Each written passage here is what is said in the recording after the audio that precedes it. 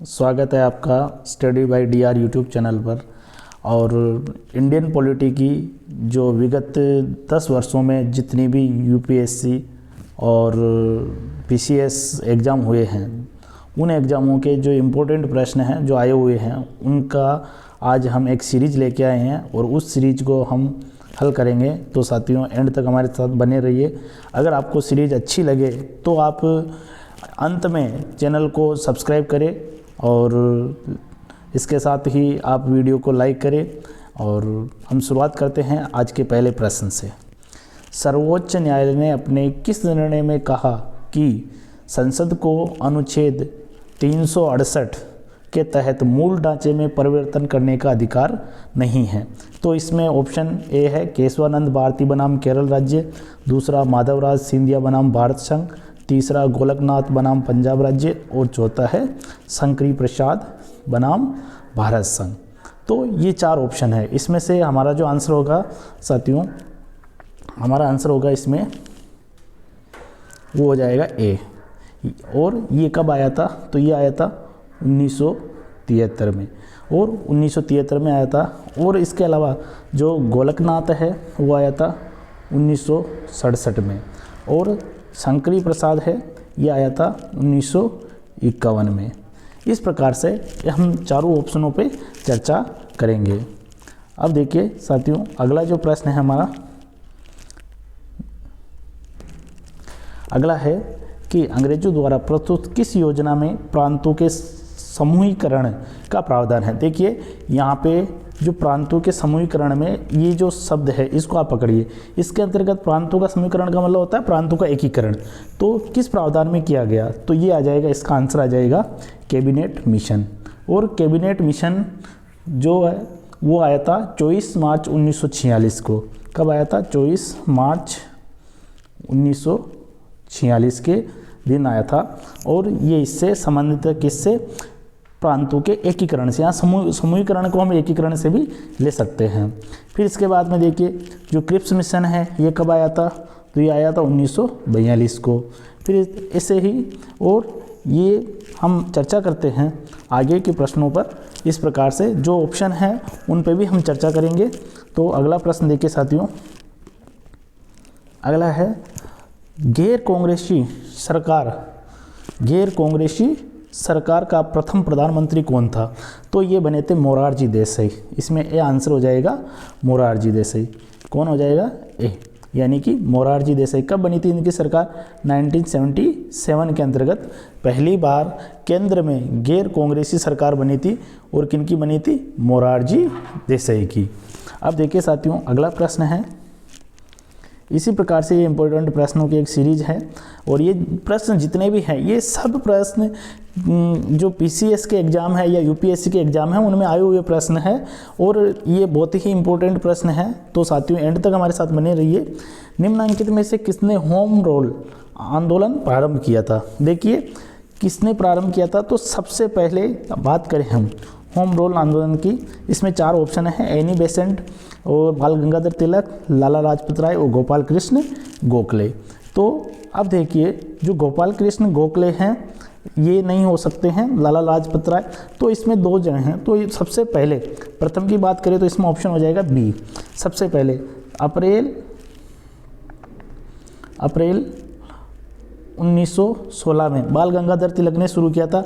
और Annie Besant ने भी होम रूल आंदोलन को शुरू किया, लेकिन इन्होंने किया था सितंबर में। कब किया था? सितंबर 1916 के अंतर्गत। इस प्रकार से ये इसका आंसर हो जाएगा बी आंसर। अगला देखिए, अगला प्रश्न है संविधान के कौन से अनुच्छेद में ये प्रावधान किया गया है कि राज्य समस्त भारत में एक समान नागरिक संहिता लागू करने का प्रयास करेगा? देखिए ऑप्शन है अनुच्छेद 44, अनुच्छेद 46, अनुच्छेद 40, अनुच्छेद 42। देखिए ये चारों ही ऑप्शन राज्य के नीति निर्देशक तत्वों से संबंध रखते हैं। इसमें आंसर हो जाएगा ए, अनुच्छेद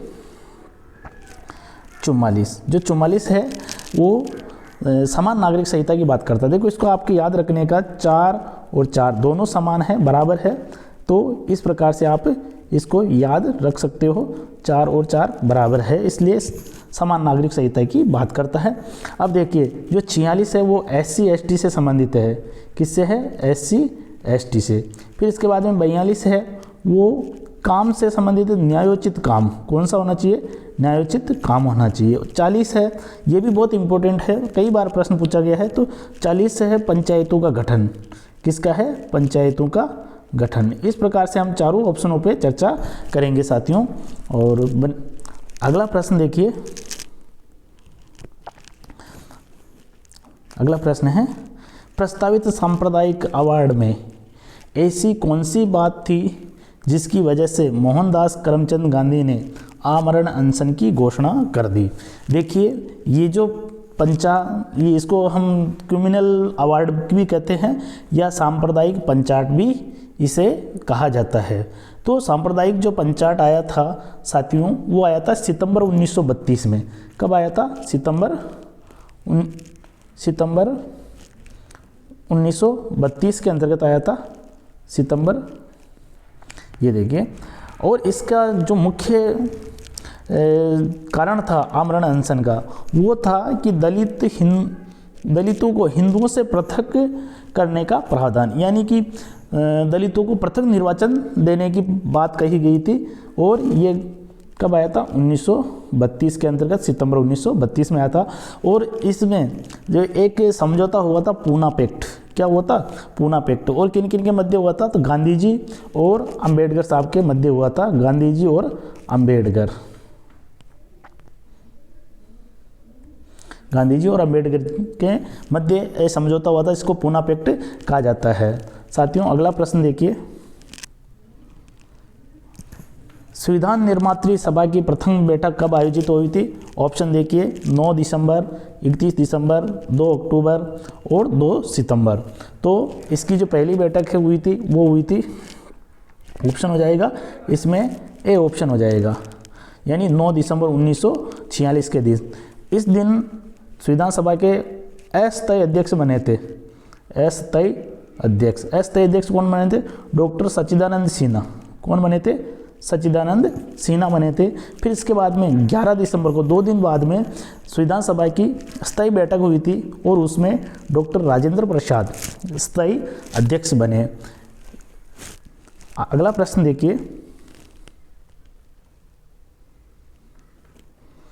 अगला प्रश्न है यदि भारत में वर्तमान संसदीय शासन प्रणाली के स्थान पर अध्यक्षात्मक व्यवस्था लाने का प्रयास किया जाए, तो बहुत ही शानदार प्रश्न है और इसको समझने का प्रयास कीजिए। प्रयास किया जाए तो मुख्य क्या समस्या आएगी? देखिए जो भारत की जो व्यवस्था है और भारत का जो हम कहते हैं कि संसदीय प्रणाली पर दो, यहाँ का जो संविधान है वो मूलतः संसदीय प्रणाली पर आधारित है।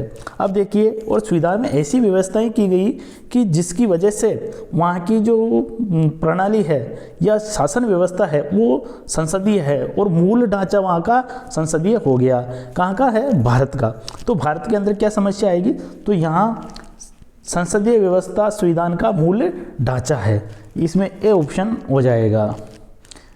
क्योंकि संसदीय व्यवस्था ब्रिटेन से ली गई है और ब्रिटेन ने यहाँ पर लगभग 200 वर्षों तक शासन किया था और 200 वर्षों तक शासन करने का यही कारण की वजह से यहाँ संसदीय व्यवस्था ने अपना वर्चस्व छोड़ दिया। तो इसमें आंसर हो जाएगा साथियों, इसमें हो जाएगा ए। अगला देखिए, अगला प्रश्न, मुस्लिम लीग की स्थापना कब हुई थी? तो मुस्लिम लीग की स्थापना हुई थी दिसंबर 1906 के अंतर्गत। कब हुई थी? दिसंबर 1906 में। किसने की थी? सलीम मुल्ला ने की थी। कहाँ की थी? ढाका में। कहाँ की थी? ढाका में। अगला प्रश्न देखिए,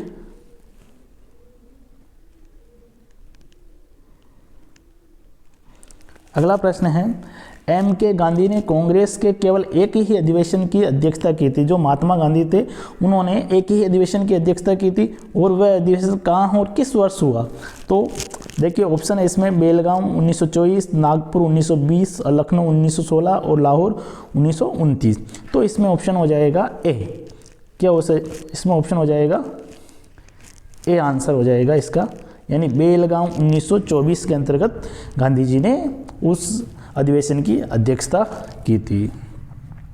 अगला प्रश्न देखिए साथियों, अगला प्रश्न है, वह कौन सी योजना है जिसके बारे में गांधी जी ने, MK गांधी का मतलब मोहनदास करमचंद गांधी ने ये टिप्पणी की कि यह एक क्षतिग्रस्त बैंक के नाम आगे की तारीख वाला चेक, जिसको ब्लैंक चेक के नाम से भी संज्ञा दी थी गांधी जी ने। तो किसके लिए कहा था इसमें, देखिए ऑप्शन है क्रिप्स मिशन, कैबिनेट मिशन योजना, बेवेली योजना और माउंटबेटन योजना। तो इसमें गांधी जी ने संज्ञा दी थी, इसका ऑप्शन है ए यानी क्रिप्स मिशन। और क्रिप्स मिशन भारत में कब आया था, तो ये आया था 23 मार्च 1942 में। कब आया था, 23 मार्च 1942 के दिन आया था। तो इसको गांधी जी ने ब्लैंक चेक की संज्ञा दी थी। अगला देखिए, भारत में संप्रभु कौन है, तो भारत में संप्रभु है भारत की जनता। ये तो बहुत ही शानदार प्रश्न है। देखिए ऑप्शन 4 थे, संविधान, जनता, संविधान, राष्ट्रपति और संसद। तो ये तो आपको भी आ जाना चाहिए। अगला देखिए, अगला प्रश्न है,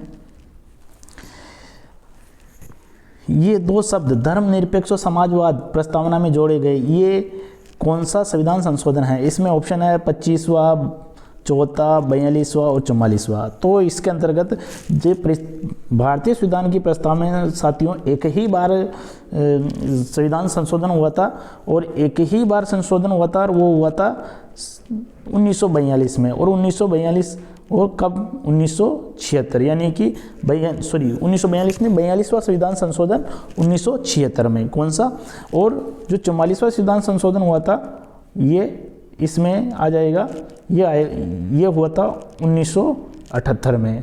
तो 42वें संविधान संशोधन को मिनी संविधान भी कहा जाता है, क्योंकि इसके अंतर्गत इतने संविधान में हेर बदल की गई या इतनी मतलब संशोधन किया गए 42वें संविधान संशोधन के तहत, तो इसको एक मिनी संविधान संशोधन, कई चीज़ें जोड़ी गई, कई हटाई गई, इसलिए इसको मिनी संविधान संशोधन भी कहा जाता है। अगला प्रश्न देखिए, अगला प्रश्न है, भारतीय संविधान का कौन सा अनुच्छेद ये घोषणा करता है कि इंडिया, जो कि भारत राज्यों का एक संघ होगा, यानी कि जो इसमें ऑप्शन है अनुच्छेद 1, 2, 3, 4। तो इसमें क्या आंसर हो जाएगा, इसमें आंसर हो जाएगा 1, यानी जो भारत का अनुच्छेद 1 है, संविधान का जो अनुच्छेद 1 है वो कहता है कि भारत के अंतर्गत जो भारत है वो एक राज्यों का संघ है। देखो भारत के संविधान में कहीं संघीय शब्द नहीं लिखा हुआ है, लेकिन ये जरूर लिखा हुआ है कि भारत राज्यों का संघ होगा। अगला देखिए,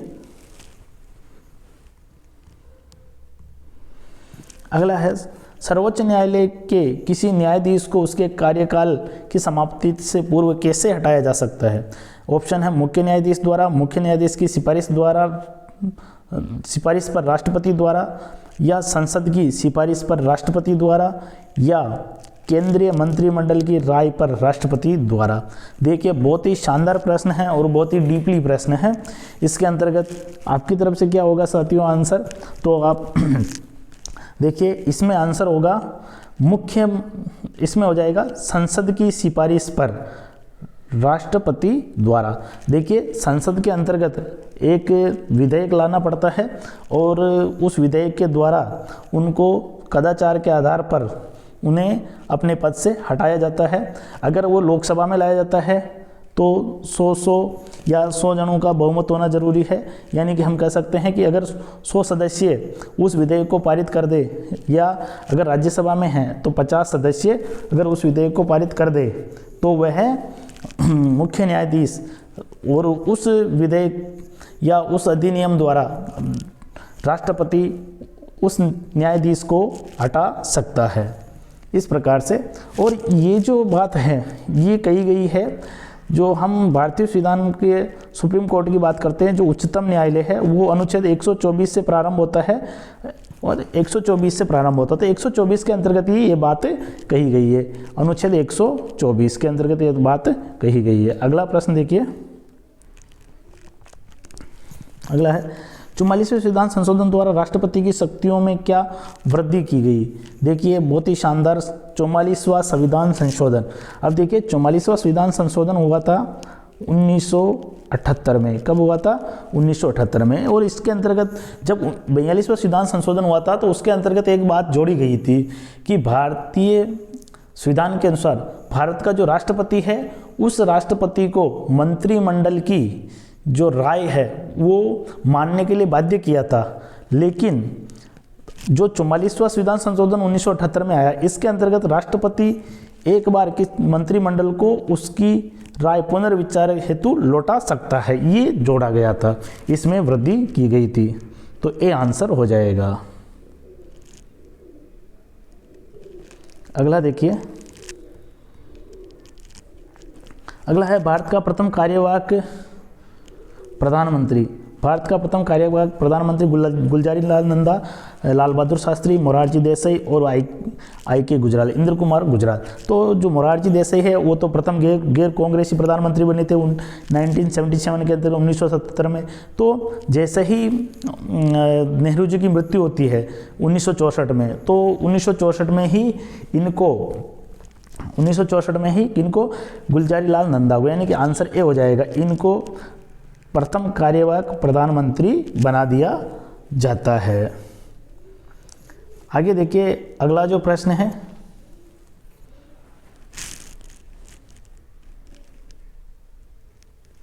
अगला प्रश्न है साथियों,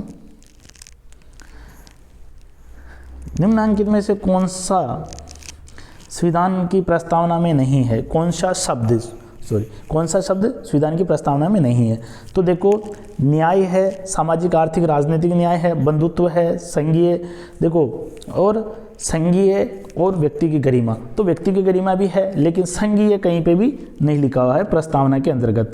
साथियों, मेरी एक सुपर मैराथन क्लास आई थी और उसके अंतर्गत मैंने भारतीय संविधान की प्रस्तावना, मौलिक अधिकार, मौलिक कर्तव्य और राज्य के नीति निर्देशक तत्वों पर मैंने भरपूर चर्चा की थी। लगभग 1.25 घंटे की क्लास है, तो आप उसमें देख सकते हो कि किस प्रकार से प्रस्तावना से प्रश्न बनते हैं। तो इसमें आंसर हो जाएगा डी।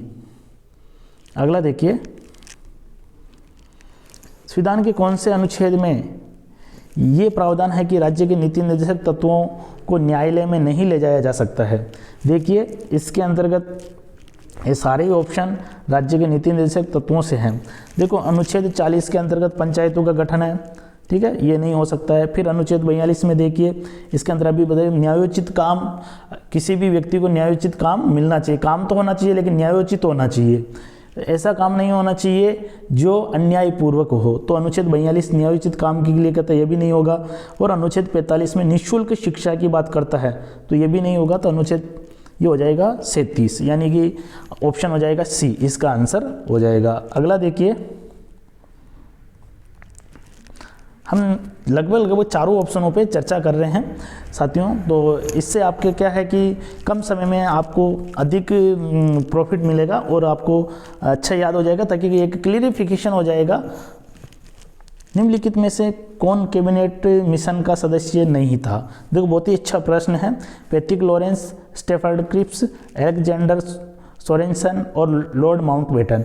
तो कैबिनेट मिशन आया था 1946 में। तो 1946 के अंतर्गत इसमें ये लॉर्ड माउंटबेटन इसके सदस्य नहीं थे। अगला देखिए,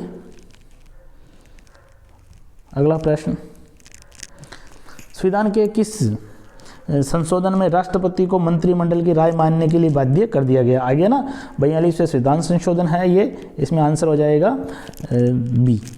अगला देखिए, और 44वें में वापस पुनर्विचार के लिए, तो ये तो 42वां कब हुआ था? 1976 में। 44वां कब हुआ था? 1978 में। 42वें में तो उसको बाध्य कर दिया गया, लेकिन 44वें में राष्ट्रपति पुनर्विचार के लिए लौटा सकता है। अगला देखिए, निम्नलिखित में से कौन सी बात मोतीलाल नेहरू रिपोर्ट में नहीं दी गई थी और इसने मांग की थी? यानी कि जो जब मोतीलाल नेहरू 1928 में एक कमेटी तैयार की गई थी मोतीलाल नेहरू की अध्यक्षता में। तो उन्होंने कुछ बातें रखी थी या कुछ मांगे रखी थी ब्रिटिश सरकार के सामने। तो उनमें से कौन सी ऐसी बात है जो नहीं रखी गई थी? मौलिक अधिकारों की बात, पृथक निर्वाचन की समाप्ति, सर्वोच्च न्यायालय और भारत एक गणराज्य घोषित हो। तो इसके अंतर्गत साथियों ऑप्शन हो जाएगा सी ऑप्शन हो जाएगा। संघीय न्यायालय यानी सर्वोच्च न्यायालय की बात नहीं कही गई थी, और सर्वोच्च न्यायालय की जो स्थापना है वो भारत शासन 1935 के अधिनियम के तहत हुई थी। अगला ऑप्शन देखिए, 2 सितंबर 1946 को गठित अंतरिम सरकार का उपाध्यक्ष कौन था? बहुत ही शानदार प्रश्न है।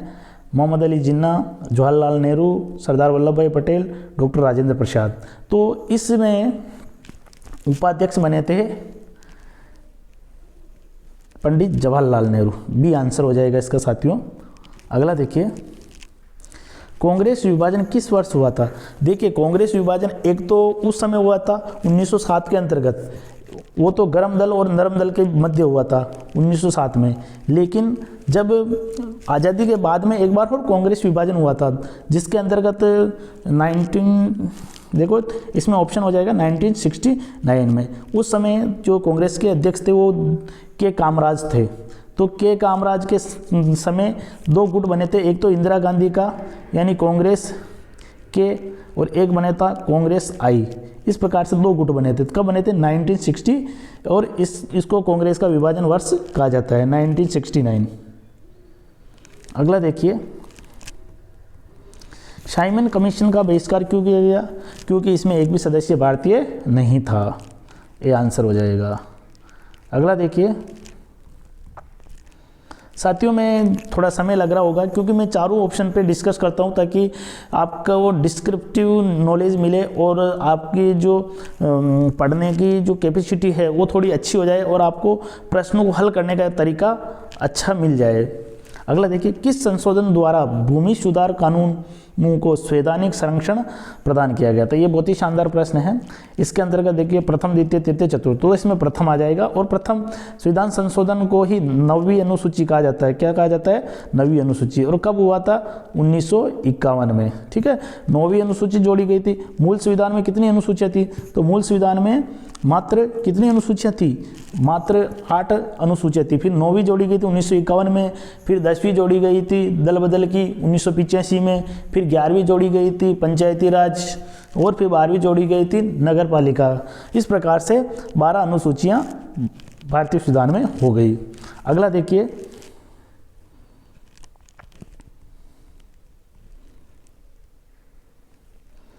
अगला प्रश्न देखिए,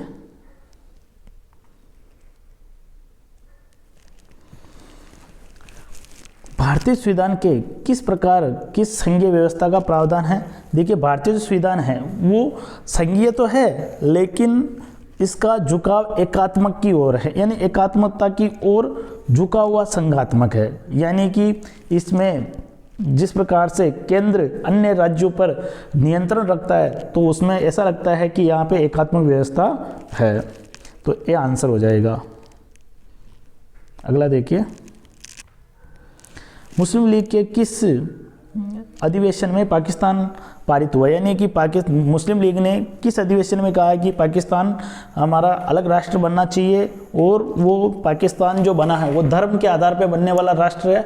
जो मुस्लिम धर्म का अनुसरण करता है वो पाकिस्तान का समर्थक बने। और इस प्रकार से, और मुस्लिम लीग के उस समय मोहम्मद अली जिन्ना जो वही इसके अध्यक्ष माने जाते थे और वही सारा कार्य करते थे। तो उन्होंने जो एक अधिवेशन हुआ था कौन सा, इसमें से देखिए ऑप्शन है लाहौर, कराची, बॉम्बे, कोलकाता। तो इसके अंतर्गत ऑप्शन है साथियों लाहौर अधिवेशन। कौन सा है? लाहौर अधिवेशन। लाहौर अधिवेशन है साथियों, ये आंसर हो जाएगा इसका लाहौर अधिवेशन। और लाहौर अधिवेशन की हम बात करें साथियों तो ये जो हुआ था ये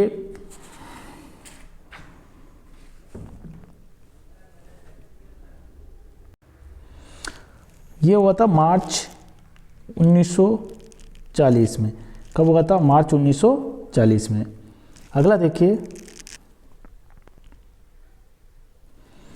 अगला है भारतीय संविधान निर्मात्री सभा के अध्यक्ष। देखिए संविधान निर्मात्री सभा के पूछे हैं तो इसमें से ऑप्शन हो जाएगा डॉक्टर राजेंद्र प्रसाद। और कब बने थे? तो ये बने थे 11 दिसंबर 1946 को। कब बने थे? 11 दिसंबर 1946 के दिन ये प्रथम। और प्रारूप समिति के अध्यक्ष कौन थे? आप बताइए साथियों, कमेंट्स करें मुझे, प्रारूप समिति के अध्यक्ष कौन बने थे। तो अगला प्रश्न देखिए, सरकारी आयोग बनाया गया था। तो सरकारी आयोग बनाया गया था, इसमें क्या क्या मुख्य बातें थी? जब 1983 के अंतर्गत, कब? 1983 में RS सरकारिया, रणजीत सिंह सरकारिया ने एक आयोग बनाया और उस आयोग के अंतर्गत उस आयोग ने 4 साल बाद यानी कि 1987 में अपनी रिपोर्ट प्रस्तुत की। और उसमें क्या बातें कही, जो देखिए इसके अंतर्गत ये कह रहा है कि केंद्र और राज्य संबंधों का पुनरावलोकन करना। तो मुख्य इसमें आंसर हो जाएगा साथियों ए।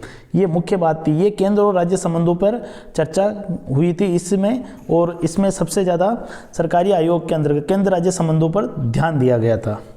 अगला देखिए, भारत का अंतिम गवर्नर जनरल कौन था? तो भारत का अंतिम गवर्नर जनरल चक्रवर्ती राजगोपालाचारी। अगला देखिए, निम्नांकित में से कौन सा बिंदु मौलिक कर्तव्यों के अध्याय में सम्मिलित नहीं है? साथियों मेरे एक पिछली क्लास के अंतर्गत मौलिक कर्तव्यों के ऊपर मैंने विस्तृत चर्चा की थी। तो एक एक मौलिक कर्तव्यों को बताया था कि किस प्रकार से उसमें से प्रश्न बनते हैं। तो ये जो प्रश्न है इसमें देखिए ऑप्शन है, संविधान का अनुपालन करना बिल्कुल सही है, भारत की संप्रभुता, एकता, अखंडता को बनाए रखना बिल्कुल सही है, हमारी मिश्रित संस्कृति संपन्न विरासत को सुरक्षित रखना बिल्कुल सही है, राष्ट्रपिता या अन्य स्वतंत्रता सेनानियों के संदेश को व्यवहार में लाना और उसे प्रचारित करना, ये नहीं है। तो इसमें आंसर हो जाएगा डी। ये मौलिक कर्तव्यों में ऐसी बात नहीं कही गई है। राज्य पुनर्गठन आयोग ने अपनी रिपोर्ट कब प्रस्तुत की थी? तो राज्य पुनर्गठन आयोग ने अपनी जो रिपोर्ट प्रस्तुत की थी साथियों वो कब की थी? देखिए इसके अंदर आंसर हो जाएगा ए, 1 नवंबर 1956 को। राज्य पुनर्गठन आयोग की स्थापना कब हुई थी? तो ये हुई थी 22 दिसंबर 1953 को। और इसके अध्यक्ष कौन बने थे? तो इसके अध्यक्ष बने थे डॉक्टर फजल अली। कौन बने थे? फजल अली। और ये त्रिस्तरीय यानी त्रिसदस्यीय आयोग था। एक इसके और भी थे KM पणिकर और एक थे हृदयनाथ कंजरू। इस प्रकार से इनके 3 सदस्य थे। अगला प्रश्न देखिए, ये सभी इंपॉर्टेंट प्रश्न हैं जो UPSC और PCS में आए हुए हैं। तो संसद के दोनों सदनों का संयुक्त अधिवेशन की अध्यक्षता कौन करता है? देखिए प्रश्न है अध्यक्षता कौन करता है? अध्यक्षता। अब इसके अंतर्गत अध्यक्षता की बात करें तो इसमें से ऑप्शन हो जाएगा लोकसभा अध्यक्ष। जो लोकसभा अध्यक्ष होता है वही अध्यक्षता करता है। और राष्ट्रपति बुलाता है, क्या करता है? संयुक्त अधिवेशन बुलाता है। अब देखिए किसके तहत बुलाता है? तो अनुच्छेद 108 के तहत राष्ट्रपति संयुक्त अधिवेशन को आहूत करता है। अगला देखिए, कांग्रेस का अंतिम अधिवेशन कौन सा था जिसकी अध्यक्षता नेताजी सुभाष चंद्र बोस ने की थी? देखिए अंतिम अधिवेशन पूछा है। और देखिए इसके अंतर्गत त्रिपुरी अधिवेशन 1939, रामगढ़ 1940, हरिपुरा अधिवेशन 1938 और फैजपुरा अधिवेशन 1936। अंतिम अधिवेशन जिसकी अध्यक्षता नेताजी सुभाष चंद्र बोस ने की थी। नेताजी सुभाष चंद्र बोस ने 2 अधिवेशन की अध्यक्षता की थी, एक तो हरिपुरा अधिवेशन और एक त्रिपुरी। तो त्रिपुरी था अंतिम, ये देखिए।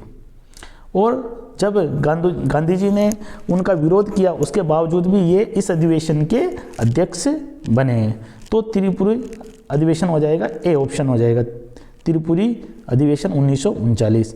देखो हरिपुरा अधिवेशन की भी अध्यक्षता की थी लेकिन प्रथम बार की थी, दूसरी बार उन्होंने लगातार 2 अधिवेशन की अध्यक्षता की थी। अगला देखिए, निम्नांकित में से कौन सा संविधान संशोधन पंचायती राज संस्थाओं को सशक्त बनाता है? तो ये आ जाएगा देखिए 73वां संविधान संशोधन। इसमें 73वां संविधान संशोधन कब आया था? 1992 में। लागू कब हुआ था? तो ये लागू हुआ था 24 अप्रैल 1993 से पूरे देश में लागू हो गया था। अगला देखिए, किस वर्ष गांधी इरविन समझौता हुआ था? देखिए, किस वर्ष गांधी इरविन समझौता हुआ था? तो इसके अंतर्गत जो गांधी इरविन समझौता हुआ था वो गांधी जी ने उस समय जो इरविन वहाँ वो वाइसराय हुए थे उनके मध्य हुआ था, और यह हुआ था मार्च 1931 में। और किसके लिए हुआ था? कि जो सविनय अवज्ञा आंदोलन है उसको निलंबित कर देने के लिए हुआ था। तो इसमें हो जाएगा 1931। क्या हो जाएगा? ये आंसर हो जाएगा। कब हुआ था? मार्च 1931।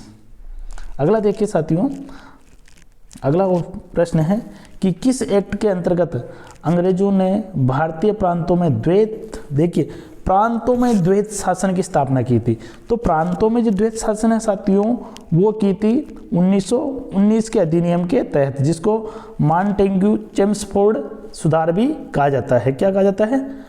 मॉन्टेग्यू चेम्सफोर्ड सुधार भी कहा जाता है। तो ये 1919 के अधिनियम में प्रांतों में। लेकिन अगर पूछे कि केंद्र में द्वैत शासन, तो केंद्र में द्वैत शासन हुआ था 1935 में। केंद्र में द्वैत शासन कब लगा था? 1935 में। और जो प्रांतों में द्वैत शासन था उसको 1935 में समाप्त कर दिया गया। इस प्रकार से अगला प्रश्न देखिए, अगला है निम्नांकित में से कौन सा अब मौलिक अधिकार नहीं है? तो ये इसमें से जीवन का अधिकार, समानता का अधिकार, स्वतंत्रता का अधिकार, ये सभी तो अधिकार है। इनके मैं विवरण बता देता हूँ। जो देखिए जीवन का अधिकार ये आ जाएगा अनुच्छेद 21, फिर इसके बाद में स्वतंत्रता का अधिकार अनुच्छेद 19, फिर इसके बाद में समानता का अधिकार तो 14 से लेकर 18 तक समानता का अधिकार की बात है। ऐसे तो अब देखिए इसमें संपत्ति का जो अधिकार है ये 44वां संविधान संशोधन, कौन सा? 44वां संविधान संशोधन 1978, कौन सा? 1978 के तहत इसको संपत्ति के अधिकार को हटाकर कानूनी अधिकार बना दिया गया। और कानूनी अधिकार बनाकर किस में जोड़ा गया? तो अनुच्छेद 300 क में या 300 ए में इसको जोड़ दिया गया। तो साथियों इसमें ए ऑप्शन हो जाएगा। अगला ऑप्शन देखिए, नेहरू के मंत्रिमंडल में प्रथम विदेश मंत्री कौन थे? तो इसके अंतर्गत ये स्वयं नेहरू जी ही विदेश मंत्री थे। अगला ऑप्शन देखिए सर, अगला प्रश्न दोस्तों, ये जो क्लास है इसके अंतर्गत सभी प्रश्न जो पिछली एग्जाम के अंतर्गत या पिछली परीक्षाओं में आए हुए हैं तो उन्हीं पे हम चर्चा कर रहे हैं। और सर्वोच्च न्यायालय के कौन से निर्णय से तय हुआ कि प्रस्तावना संविधान का अंग है? वाह क्या मस्त प्रश्न आया है कि कौन से सर्वोच्च न्यायालय ने एक निर्णय दिया था कि उसके अंतर्गत कहा गया कि प्रस्तावना संविधान का अंग है। और इसमें देखिए पहला जो ऑप्शन है गोलकनाथ, ये गोलकनाथ पंजाब ये कब आया था? तो ये आया था 1967 के अंतर्गत आया था। कब आया था? 1967 में। केशवानंद भारती आया था 1973 में। फिर इसके बाद में मिनर्वा मिल्स आया था 1980 में। इस प्रकार से हमने सभी जो ऑप्शन है उस पर हमने चर्चा की। लेकिन इसके अंदर आंसर होगा केशवानंद भारती।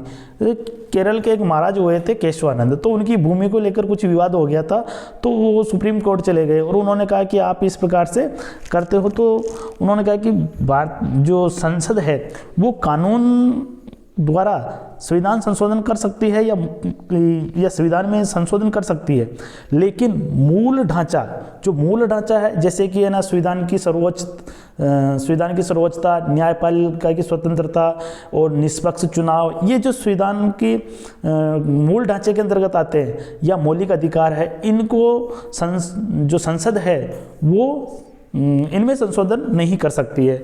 तो उस समय आया था। और ये फैसला कब आया था? ये आया था 24 अप्रैल 1973 के दिन। 24 अप्रैल के दिन ही हम पंचायती राज मनाते हैं, पंचायती राज दिवस मनाते हैं। अगला देखिए, निम्नांकित में से अंतरिम सरकार का सदस्य कौन था? कौन नहीं था? सॉरी, इसमें नहीं था पूछा है, तो नहीं था। तो इसमें देखिए B.R. अम्बेडकर, जगजीवन राम और डॉक्टर राजेंद्र प्रसाद वल्लभ भाई पटेल।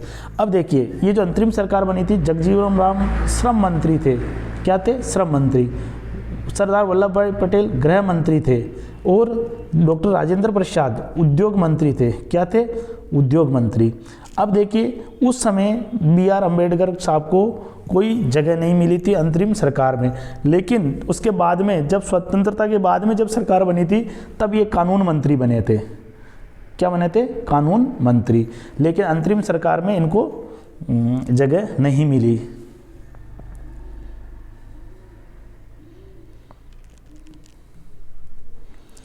अगला प्रश्न देखिए साथियों, संघ लोक सेवा आयोग के अध्यक्ष एवं सदस्यों को उनके कार्यकाल की अवधि से पूर्ण पहले कैसे हटाया जा सकता है? बहुत ही शानदार प्रश्न है।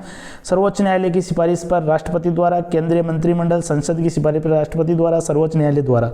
तो इसमें क्या है कि जो यूपीएससी के अध्यक्ष और सदस्य होते हैं, अगर सुप्रीम कोर्ट का मुख्य न्यायाधीश या सुप्रीम कोर्ट कह दे कि साबित कदाचार के आधार पर ये दोषी पाए गए हैं, तो राष्ट्रपति उनकी बात को मानकर उन्हें हटा सकता है। तो इसमें ऑप्शन आ जाएगा ए।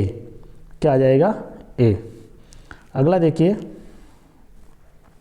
अगला है गर्म दल और नरम दल का सूरत कांग्रेस अधिवेशन के अवसर पर किस वर्ष विभाजन हुआ और इस अधिवेशन की अध्यक्षता किसने की थी? देखिए बहुत ही शानदार प्रश्न है। पहली बात तो मैंने अभी पिछले वाले जो क्वेश्चन था उसमें मैंने इसका आंसर बता दिया है कि गर्म दल और नरम दल में विभाजन कब हुआ था। सूरत अधिवेशन के तहत हुआ था। और कब हुआ था? तो इसमें ऑप्शन हो जाएगा ए ऑप्शन, 1907 ए ऑप्शन हो जाएगा। और कौन अध्यक्ष थे? रास बिहारी बोस इसके अध्यक्ष थे। तो साथियों आप हमारे साथ बने रहिए, इसके लिए आप सभी का बहुत बहुत धन्यवाद और बहुत बहुत आभार। जय हिंद, जय भारत।